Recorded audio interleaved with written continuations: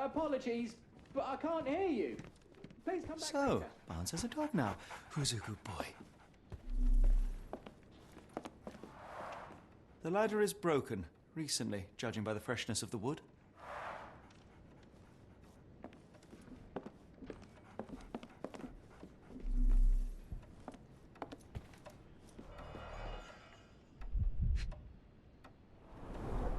Basics of cryptoanalysis, cryptography in Egypt. It appears Barnes has an interesting hobby.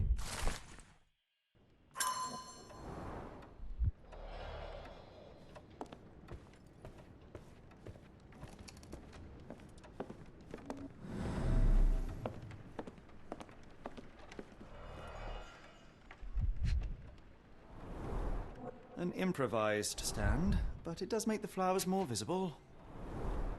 In the language of Mycroft's secret agents, it's a sign. Dried flowers are replaced when the job is done. The finest view London has to offer.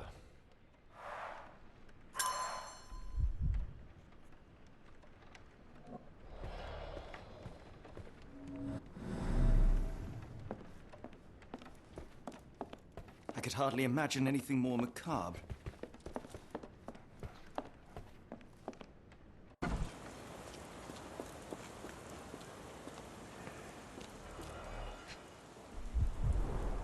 Encouraging people to stop and smell the roses? Our national emblem. God save the Queen. It must take patience and care to produce a bloom so beautiful. I imagine so. I merely sell. Familiar spine? Is this what I found in my dustbin? The pot is damaged. The blow was severe, but softened by something.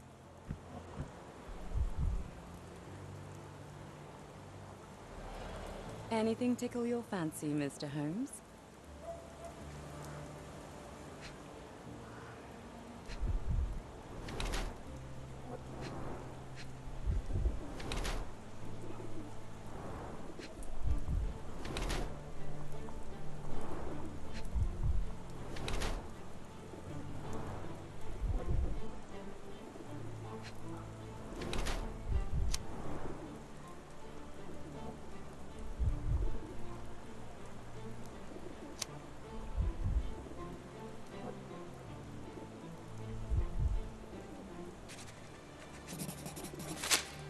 Mrs. Fleming, you look particularly lovely today. Is there a reason? Does a woman need a reason to look or feel beautiful? No, but your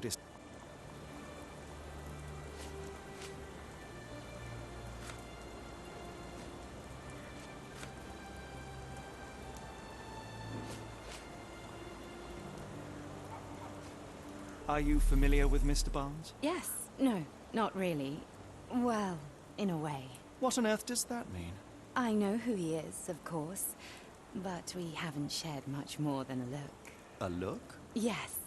Each morning I go for a walk in the park with my dog, and most days I spot Mr. Barnes there with his new puppy, so we see each other. Actually, we once met briefly while our dogs played. He was quiet and seemed unsteady as he approached, but since then, we've never spoken. I often see him staring through the shop window. Sometimes I wonder what he thinks about that would etch such longing onto his face. I'm afraid I can't help with that, Mr. Holmes. I'm afraid I can't help with that, Mr. Holmes. What do you make of the flowers in Barnes' shop window? Well, they could use a bit of water. Do they mean anything to you? Mean anything how? I'm not sure I follow, Mr. Holmes. Why do you think they're there? Are you suggesting the flowers are for me? It seems likely, does it not? Oh, I hope you're right.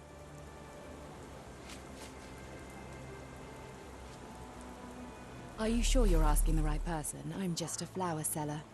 One of these things is not like the other. Come again? The cactus.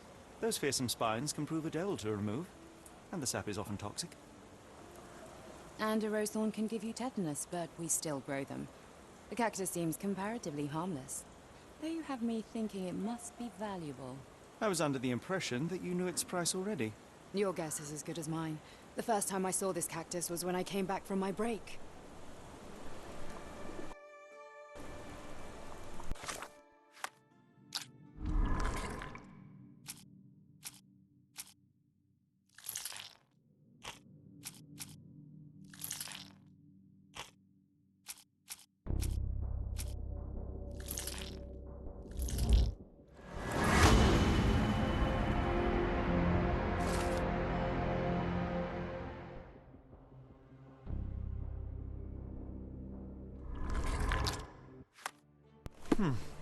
I think perhaps I have been chasing shadows. Do not despair, Mr. Holmes. Even the best of us make mistakes. We better tell Mr. Barnes what we've learned. Mr. Barnes, I know what you did, and I know why you did it. I'm sorry, Mr. Holmes. I can't hear you very well from behind the door. I couldn't read this morning's edition of The Strand because it was covered in soil and spines. I know you dropped a cactus on it and then fled. You ordered a cactus from the plant catalogue and then left it for Mrs. Fleming as a gift. You place flowers in the window to get her attention and wear high heels to appear taller and more desirable. You are her secret admirer. Barnes, it's Dr. Watson. Rest assured we are not interested in disclosing your personal affairs to anyone, including Mrs. Fleming.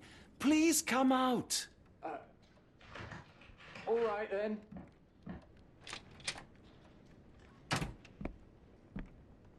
So, you know what happened then? I was on my way back from the post office, having picked up the cactus and some books. It was quite an awkward package, heavy too, and when I got to your door, I dropped the cactus and your paper. Forgive me. I needed that paper to prove a theory and prevent a crime. Your actions were rather disruptive. Your clumsiness carrying the post is matched only by the clumsiness of your romantic gesture. Oh, it's true. I am useless with this sort of thing. I'm not even sure if Mrs. Fleming noticed.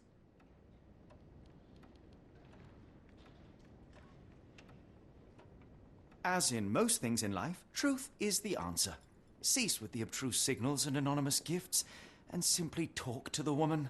What is the worst that can happen? She rejects you, and you are freed from this endless purgatory. That... Yes, you are correct, of course. I do have a slight tendency to overthink things.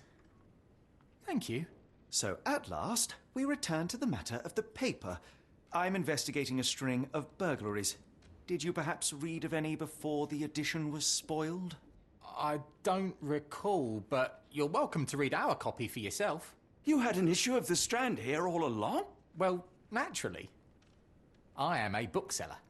I have a subscription to every magazine and newspaper in London. So you ought to be familiar with the concept of burying the lead. Oh no, my apologies, Mr. Holmes. I'll make it up to you however I can. I am an expert on obscure languages and translation and Yes, okay. Just give me the paper. Come, Dr. Watson. Let us put this matter behind us. Farewell, Mr. Barnes. I hope to hear good news about you and Mr.